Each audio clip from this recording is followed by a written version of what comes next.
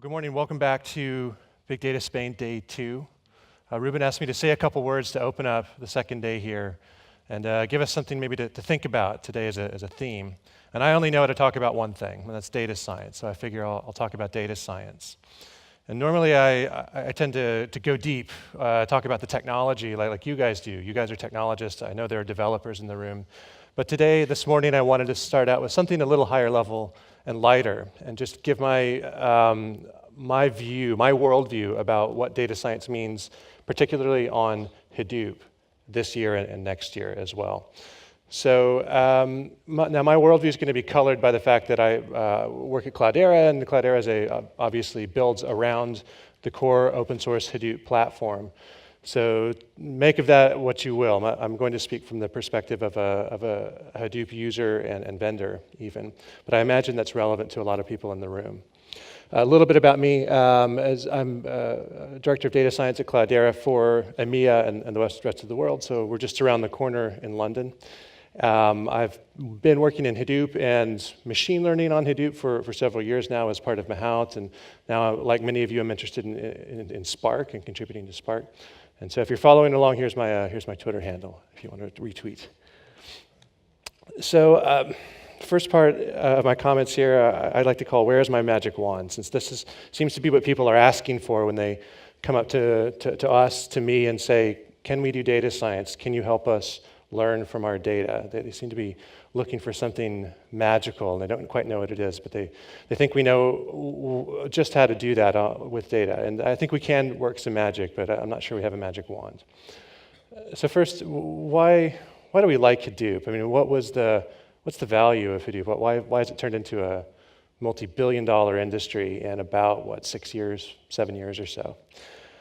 Well, in the beginning, I like to think that Hadoop was kind of aspirational. It was a shiny toy. It was the kind of technology that your Googles and Facebooks and Yahoos of the world used and actually created. And so some of us picked up Hadoop because it just sounded cool. It sounded great to build such large-scale computations. And it was aspirational. Maybe we didn't have that much data right now, but we wanted to get ready for that volume of data later so we could be like the next Google and so on. And I think that this was the beginning of people adopting data as a strategy. They said, look, there are these great tools we can use, and if we can store and process lots of data, well, that's going to be what we do. We're going to just do that and figure it out later. And maybe that's fine. Maybe that's a good thing. Of course, there's always, I think, a cost argument to Hadoop. There's been a big appeal because it's open source and it's free as software.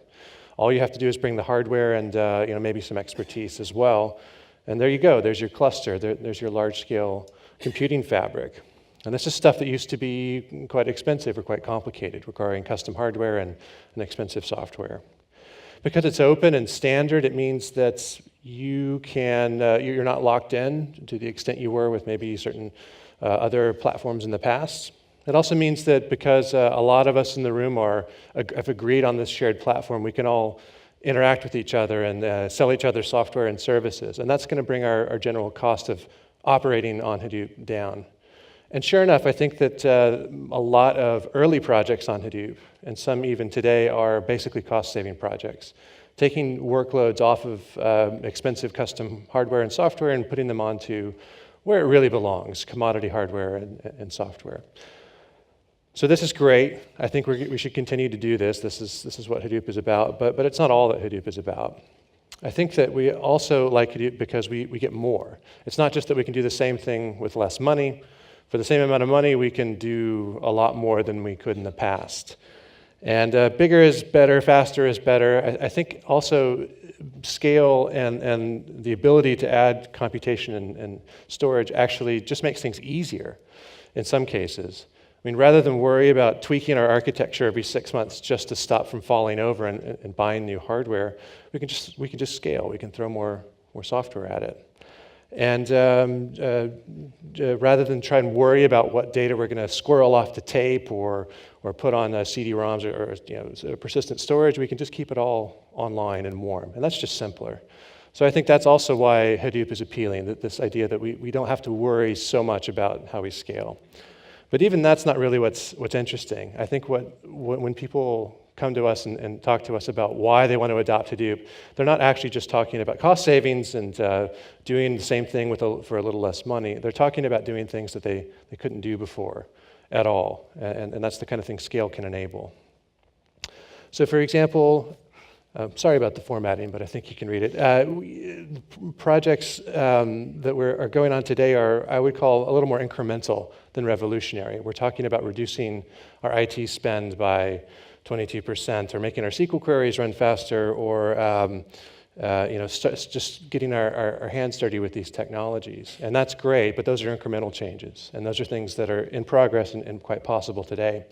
But what people talk about, what they dream about when they maybe engage us to embark on this big data journey, is not just saving a little money here or making these queries run a little faster. It's about changing their business or changing what they can do. So people talk about wanting to become a real-time business, or predicting things like which merchants are going to take out a loan, or maybe understanding their customers better. And they believe that the answer lies in data, and they can collect the data, but they're not sure what to do from there. And we hear all these stories about companies doing amazing things with data and doing amazing things with Hadoop. And so it's natural that people expect that there's a magic wand in here somewhere that we can use to wave over the data and get answers out. And that's fair enough. I like the ambition and I like the dream, even if the reality is a little bit more complicated than that. So I think to borrow from from South Park, phase one is about collecting data, and I think we all know how to collect data and store it now. And there's this middle step where we do data science, we think, or that's what people tell me, and then we profit in the end. And I think we understand how to process data. We understand how to bring to bear all this software and hardware, which is amazing. And we understand the end goal, how we can profit from all this data. And it's that bit in the middle that's actually quite a big question. And I view it as my role to help unpack that question. And so today I'd like to give you some thoughts about how I see people actually getting into this phase two and getting from resources and data to actual insight. It's kind of strange maybe that this is so mystifying, right? Because people are just asking for machine learning, right? We've had data for decades. We've had machine learning techniques for decades. We've had hardware for decades. And we've always had a little more data than we really could comfortably process on our given technology. So why is this new? Machine learning isn't new. Statistics isn't new. I do think there is something a little bit new, legitimately new, about applying machine learning to today at scale. And the problem is that scale. Scale both make things easier and makes things harder. On the one hand, actually scale makes some of the machine learning easier. More data can often beat a better algorithm, meaning we're not necessarily so concerned about building the next incremental improvement on a support vector machine or neural networks. We're maybe more concerned with just getting better and more predictive data. Scale can often drown out problems of sample size and noise. I mean, you could argue that a lot of statistics is just about compensating for lack of data. And that's not the world we live in anymore. We have loads of data. We can go grab as much data as we like in many cases. So that's nice too. We have to worry a little bit less about overfitting and sample size effects. And we can also brute force a lot of things that we had to do carefully before. For example, feature selection or hyperparameter tuning used to be things you had to think about carefully and use algorithms quite carefully to accomplish because they were just too expensive to do through brute force, but now you can. Now you have a massive amount of computing available. You can just let the computer go try a bunch of features and try a bunch of parameters and pick the best. So scale makes things easier. It also makes things harder because we have to re-engineer a lot of these algorithms for scale on new platforms like Hadoop. So we are legitimately starting over. And this is much more of an engineering problem than it used to be when machine learning was just more of an academic discipline. So the combination of these two things, the statistics and the engineering concerns, that's what I think of as data science. It is somehow the intersection of those two. And it is legitimately new. And so we do legitimately need to talk about how to reinvent some of the things we've done before to deploy data science at scale. And that's where I think folks like me come in and our team comes in. We can maybe help find that magic wand. So these are the types of questions I I'd like to answer, maybe answer some of these today. These are the questions I think that if we can answer will help demystify data science. First, try and explain, as I just have, what roughly data science is, what skill sets it requires, what kind of expertise do you have to have on your team to get into data science, what tools to use, which ones are right and wrong, new, and which ones are appropriate for a certain problem. And finally, how do we architect these systems? How do we architect the flow of data and storage and processing to get this done? And how do we even get started? How do we go from not doing any of this to doing some of this? So to explain how to think about the tools and how to think about the skill sets, let me describe the world of the three camps that I think are involved, or the three ingredients that are involved in data science. I've alluded to two of them already. So this is a diagram I imagine you've all seen before. It's the Venn diagram in slightly different colors from Drew Conway. This says the data science is really three things put together. It's hacking, math and statistics, and substantive expertise. That's pretty good. That's a pretty good definition. I'm interested in the middle here, the overlap of the three. But I might say it just a little bit differently. Let's say that this is really business knowledge, so domain expertise, combined with engineering skills and statistics or math. So these are the three essential ingredients in data science. And you're going to have all three in the end. You can't just have engineering and statistics and without any understanding of the domain. You won't get too far. And likewise, if you don't understand the math, you can engineer something for your business, but it won't be smart or maybe correct. And likewise, if you can understand the models in your business but don't know how to build it, that also doesn't work. So we need all three of these things to do data science. And so my question for myself is, well, what of this can we provide from the perspective of Hadoop and as a vendor? Well, I don't think we can provide the business insights. Certainly, each one of you running a business knows your business much better than I ever will. People working in finance, telecom, medicine, I'm not an expert in any of those fields.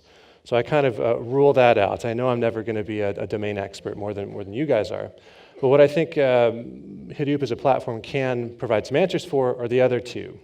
Certainly, Hadoop is fundamentally a computation and storage infrastructure platform, so it comes from the engineering side of things. But I think that Hadoop can also provide a more integrated story for the combination of engineering and statistics, and that is something that the platform can offer to businesses.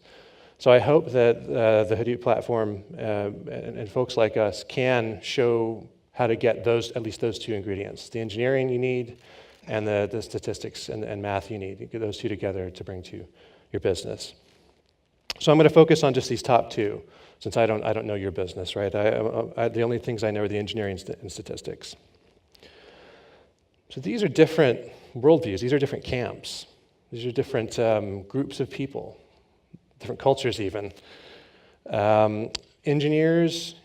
Engineering is concerned with choice of programming languages. You're choosing which language you're going to compile and write your code in. Whereas analysts and statisticians tend to work in environments or BI tools. They're workbenches that have graphical environments. They're maybe scripting rather than compiling. Engineering is working in systems languages rather than high-level languages, in general. The engineers are concerned with building things with low latency and high throughput. The statisticians and the modelers are building models with high accuracy and mostly concerned with how predictive something is. In engineering, we're often dealing with huge data. Traditionally, the world of stats and machine learning has been concerned with medium-sized data. Often, an amount of data you can put onto one big machine and apply it and work with it in SAS or R, for example. In engineering, I think we're concerned with building online systems, things that can answer thousands of queries per second, whereas statistics and modeling has generally been an offline, ad hoc, in the lab kind of discipline in the past. There's no such thing as online real-time R, for example. We automate things in engineering. We do things, we explore creatively as statisticians. And so the world of engineering is the world of developers and engineers, and the world of stats is statisticians and what we call analysts. And we need both these things. So we need both these camps to work together on Hadoop. Both need to find what they need in the platform in order to be an effective platform for you to add your business to and do data science. So how can we get these two worlds together? Hadoop's got plenty of engineering. How do we bring some of these statistics to the platform? So this is the question for me and up to this year, like what is it meant to do data science on Hadoop?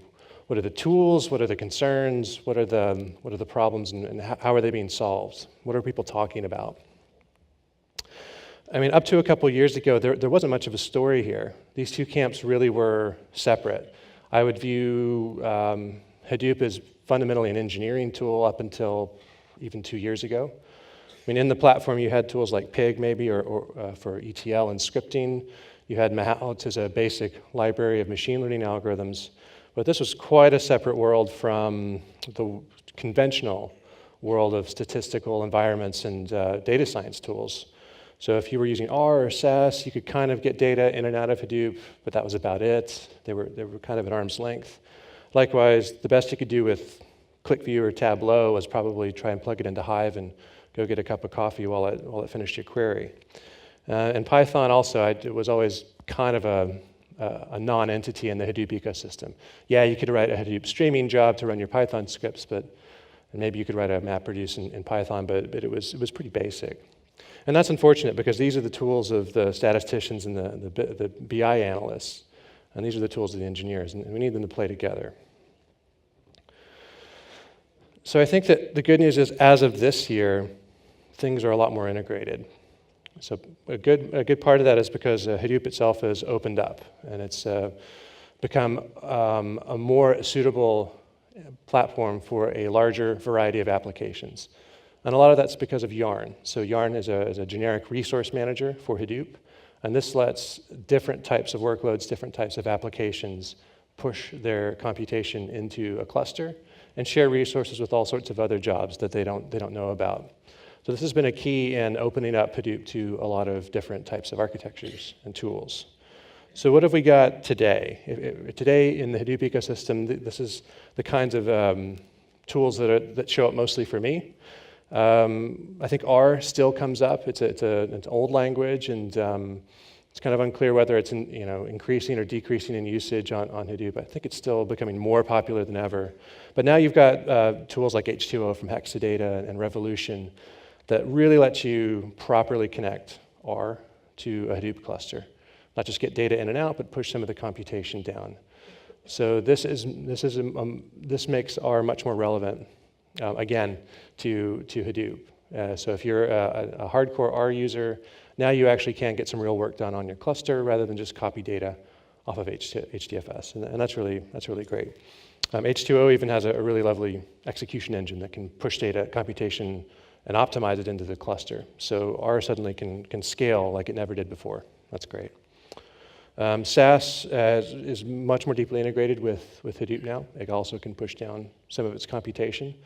And I don't know how many other SAS users there are in the room, but it is still a very widely used statistical tool in the business world. So it's great that now you can actually put that group together, which before would never really have considered touching Hadoop, with the people that are trying to get all the data onto Hadoop, and they can play together. It's not an either-or thing anymore. I think the story for business intelligence tools has gotten a lot better with Impala. Business intelligence tools need a SQL query engine. They need a ODBC or JDBC connection to plug into. And Impala, its only purpose in life is to provide very fast interactive SQL queries, the keyword being interactive. So now you actually can plug in a BI tool, any BI tool really, to the Hadoop platform and get really interactive, rapid results from your data. And that makes it usable again to people that are used to this rapid interactive style of data exploration in these BI tools. So that's great too. I think Python has actually become a lot more usable with Hadoop, and in part that's thanks to things like Spark. Spark is its own execution environment, and I'll talk about that more in a second. But it's also something you can use from R or from Python. And even though these are fairly different worlds, the world of Python and the world of the JVM, Spark itself has a pretty nice Python API, and this is becoming, I think, quite popular to the group of people that are used to using Python, like the language, like the model, are very used to it, but have to date been using things like scikit, which are great, but don't really scale off one machine. And now they can access a slightly different programming model, but in the same language, to do much larger scale computation on a Hadoop cluster through Spark. So this is a much more joined up picture. All the tools I would list as things that the BI tool people use, the statisticians and the analysts use. Now I can with a straight face say that you can really effectively use that with Hadoop. Before they were really at arm's length, and this year all the conventional tools are much more nicely integrated. So it's been a good year for data science on Hadoop. I think a lot of this is actually due to the rise of Apache Spark suddenly this year as a major piece of the Hadoop ecosystem. So I want to say a couple words about that, since this is something I'm personally very excited about as a data science person working on Hadoop. I imagine a lot of you have heard of Spark at this point. If you haven't, it's an Apache top-level project driven mostly out of Berkeley's AMP lab. Although intellectually, this all comes from some ideas out of Microsoft research and the Dryad Link system. So here again, we have a tech giant putting out a paper, being implemented as open source, going through it to be an Apache project and, and in our hands. And this time the cycle is only about 4 or 5 years. I think Spark itself is just about 3 years old. So the cycle is getting faster. So Spark is Scala-based. Scala is another JVM language. And in fact, if I had to describe Spark in 2 words, it would be distributed Scala. So if you like the Scala's APIs and functional programming paradigms, that's pretty much exactly what Spark gives you, but on large distributed data sets. So that's great, actually, because the functional collections API in Scala is quite good. And some of you already know that API. And if you know it, you're going to be very comfortable with Spark's RDD abstraction. So Spark thinks of everything as big, big collections of immutable objects and transformations between the two. So the nice thing is whatever you write locally, even in Scala, kind of translates directly to distributed in Spark, which is fantastic. It's a nice, concise language, so it's a higher level language. It's not a low level language like Java or C++, well, relatively lower level language, but it's still JVM based. So as a diehard Java programmer, I can still use all the libraries I know. That's really important. So for the statisticians and for the analysts in the room, I think Scala has, Spark has a lot to offer that's familiar to you. For example, it has a read, evaluate, print loop. It has a REPL, a shell that you can fire up and just start typing commands at. And this is not actually news to anyone using R or using Python, but to people coming from the engineering side of things and from Java, this is actually a revelation. The fact that you don't have to sit there and compile a jar and upload it to the cluster is really powerful, I think. So this is going to be much more familiar to the stats people in the room, but it's nice that this is now very accessible to JVM engineer types like myself. As I say, there's a Python API as well, which makes it more relevant for the non-Java people, the Python people doing data science. It's naturally distributed and Hadoop friendly, so you can deploy this directly onto your cluster where your data lives, where your resource manager is already. This is not another piece of technology to set up on new machines.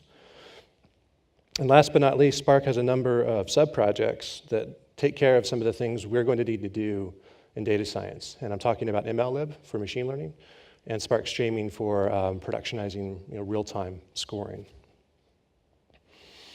Here's just a quick look at Spark in case you're wondering. Looks a little dense. This is actually Scala code. In fact, if you're using the Scala API for Spark, you're basically writing Scala code just against a slightly different set of distributed abstractions. Yeah, it's dense, but this is all the code you would need to extract questions and tags from the Stack Overflow question data dump. So this is a code you could paste into the shell and run over all 10, 20 gigabytes in a minute or two, less even on a larger cluster, to parse all these files in a distributed way. I think that's really powerful. So just these couple lines of code can express some pretty complicated transformations. You can imagine what this would have looked like in MapReduce, for example, or even Crunch or cascading.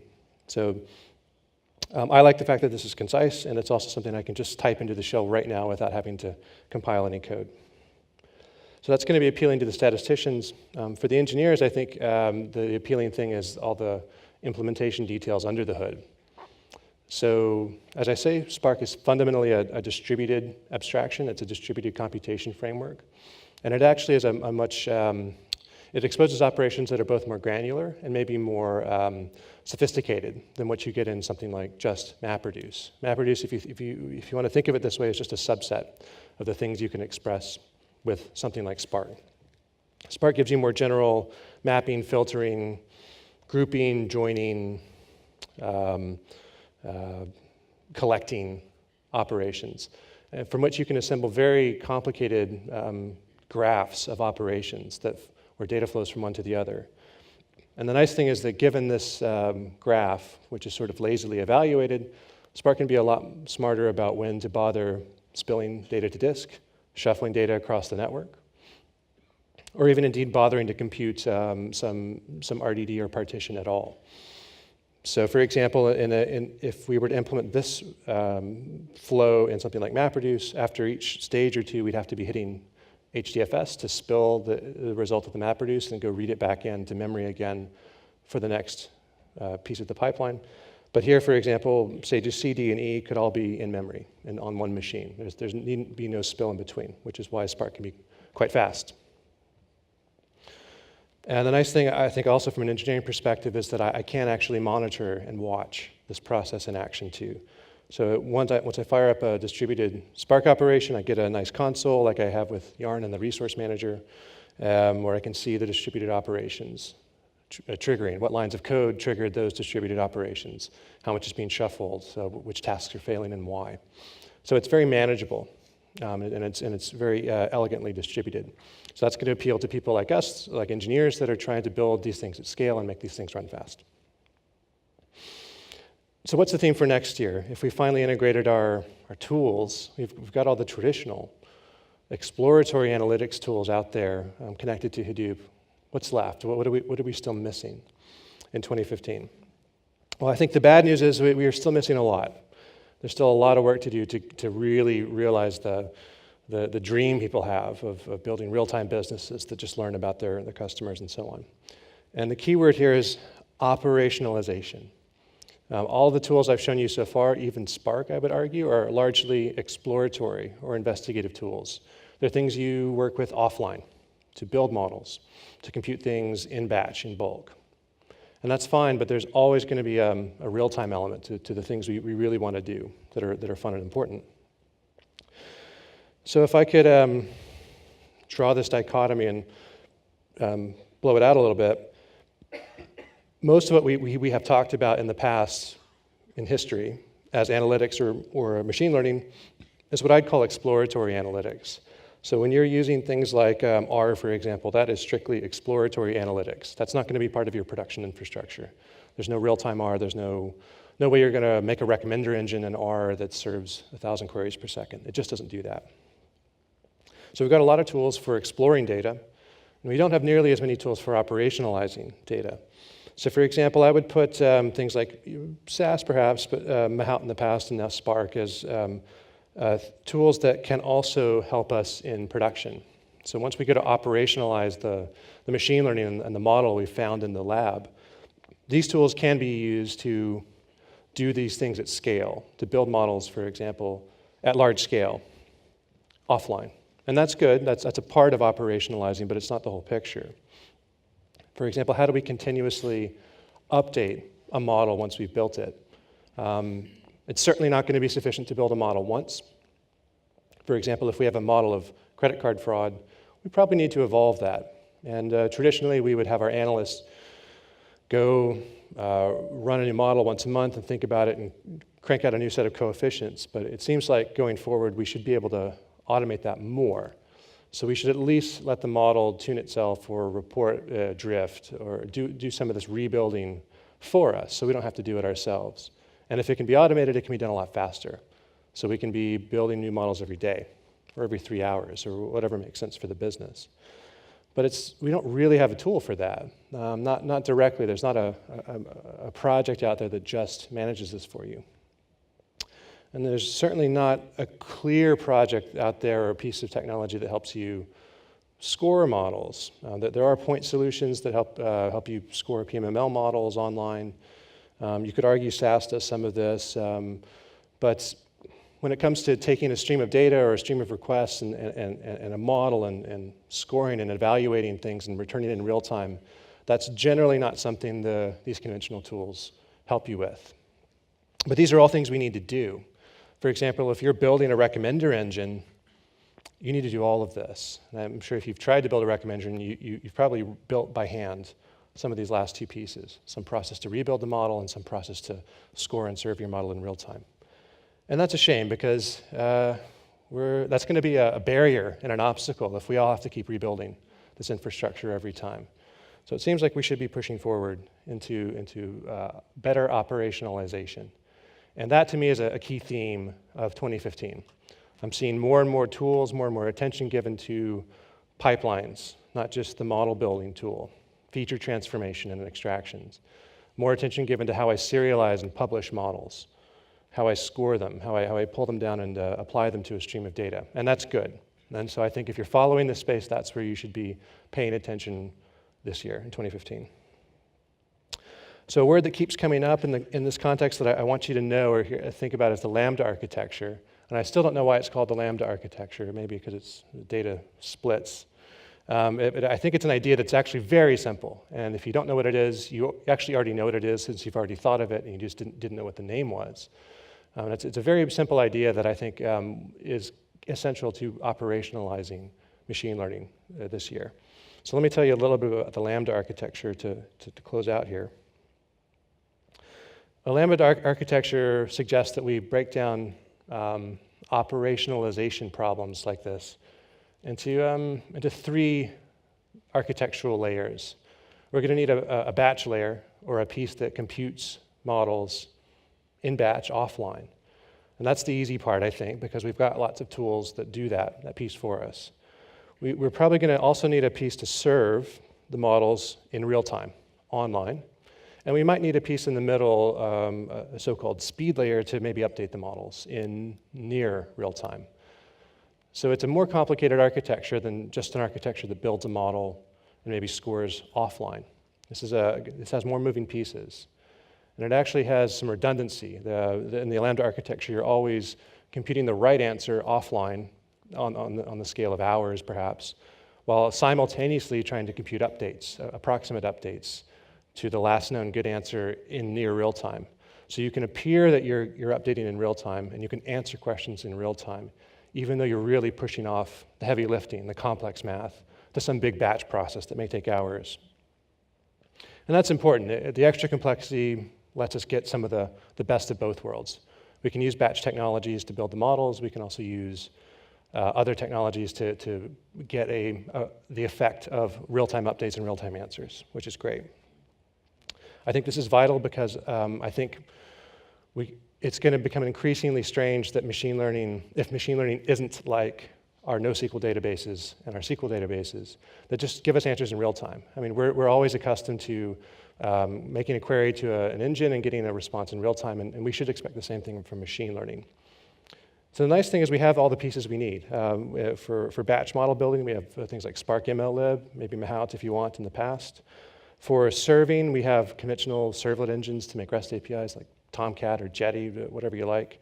And in the middle, we have a Spark Streaming, which can help us with the model update in near real time. And finally, we have data infrastructure that enables all these data flows, like Kafka as a message queue. And of course, HDFS is the underlying data store. So the good news is we do have all the pieces to build this architecture this year in Hadoop. And in fact, this is roughly how I see every large-scale machine learning architecture, roughly, how they're being built. So this is how I think we should be thinking about operationalizing machine learning going forward. We should build for both large-scale and real-time, and this is roughly the idea behind it. I'll mention briefly that at Cloudera we have a small labs project called Oryx that is really an embodiment of those ideas, all those technologies put together into one. So it's an implementation of the Lambda architecture for machine learning. It's not a machine learning library that we've already got. It's the everything else. It's the taking data on an input queue and updating a model in near real time, publishing that to another queue, pulling that into a serving layer that can then serve requests over those models in real time.